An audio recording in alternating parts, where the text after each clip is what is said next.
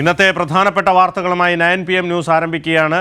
ആദ്യം യൂത്ത് കോൺഗ്രസ് വ്യാജ തിരിച്ചറിയൽ കാർഡ് കേസിൽ മുഖ്യകണ്ണി ജെയ്സൺ മുകളിൽ കീഴടങ്ങി. കാസർകോട്ടെ യൂത്ത് കോൺഗ്രസ് നേതാവായ ജെയ്സൺ തിരുവനന്തപുരം മ്യൂസിയം പോലീസ് സ്റ്റേഷനിലാണ് കീഴടങ്ങിയത്. കേസ് അന്വേഷിക്കുന്ന ക്രൈംബ്രാഞ്ച് സംഘവും സ്റ്റേഷനിലെത്തി വിവരശേഖരണം നടത്തി. വിവരങ്ങളുമായി അനുരാഗ് ചേരുന്നു. അനുരാഗ്, ഇതുമായി ബന്ധപ്പെട്ടുള്ള ഏറ്റവും പുതിയ വിശദാംശങ്ങൾ എന്തൊക്കെയാണ്?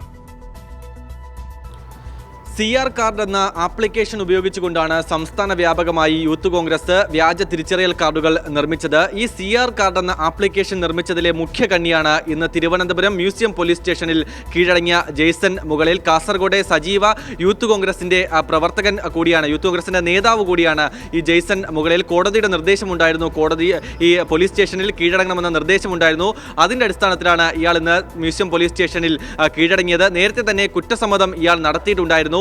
ഈ ആപ്ലിക്കേഷൻ നിർമ്മിക്കാൻ വേണ്ടിയുള്ള സാങ്കേതിക വിദ്യ പറഞ്ഞു കൊടുത്തത് താനാണ് എന്നുള്ള കുറ്റസമ്മതം നടത്തിയിട്ടുണ്ടായിരുന്നു. അതിനൊപ്പം തന്നെ കാസർഗോഡ് കേന്ദ്രീകരിച്ചാണ് ഈ ആദ്യഘട്ടത്തിൽ തുടക്കത്തിൽ ഈ വ്യാജ കാർഡുകൾ നിർമ്മിച്ചത് എന്നുള്ള കാര്യവും ഇയാൾ പറഞ്ഞിട്ടുണ്ടായിരുന്നു.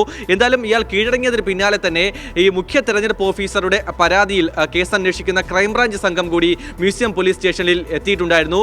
DYSP ജലീൽ തോട്ടത്തിലിന്റെ നേതൃത്വത്തിലുള്ള സംഘമാണ് മ്യൂസിയം പോലീസ് സ്റ്റേഷനിലെത്തി വിവരശേഖരണം നടത്തിയത്. കാരണം ആ കേസിൽ കൂടി കൂടുതൽ വിശദാംശങ്ങൾ ഇയാളിൽ നിന്ന് അറിയേണ്ടതുണ്ട് എന്നുള്ളതാണ്.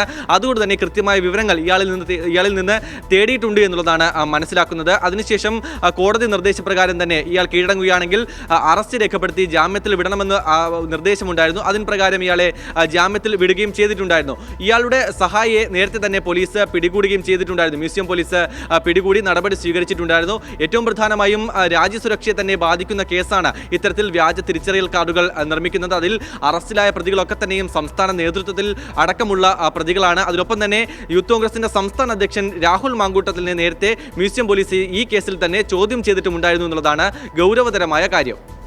ശരി, യൂത്ത് കോൺഗ്രസ് വ്യാജ തിരിച്ചറിയൽ കാർഡ് കേസിൽ മുഖ്യകണ്ണി ജെയ്സൺ മുകളിൽ കീഴടങ്ങി. കാസർകോട്ടെ യൂത്ത് കോൺഗ്രസ് നേതാവായ ജെയ്സൺ തിരുവനന്തപുരം മ്യൂസിയം പോലീസ് സ്റ്റേഷനിലാണ് കീഴടങ്ങിയത്. കേസ് അന്വേഷിക്കുന്ന ക്രൈംബ്രാഞ്ച് സംഘവും സ്റ്റേഷനിലെത്തി വിവരശേഖരണം നടത്തി. വിശദമായ വിവരങ്ങളാണ് അനുരാഗ് നൽകിയത്.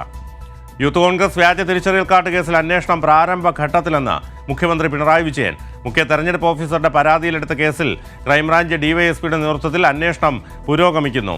ഹൈടെക് ക്രൈം എൻക്വയറി സെല്ലിലെ സൈബർ വിദഗ്ധരും അന്വേഷണ സംഘത്തിലുണ്ട്. രാജ MLAയുടെ ചോദ്യത്തിനാണ് നിയമസഭയിൽ രേഖാമൂലം മുഖ്യമന്ത്രി മറുപടി നൽകിയത്.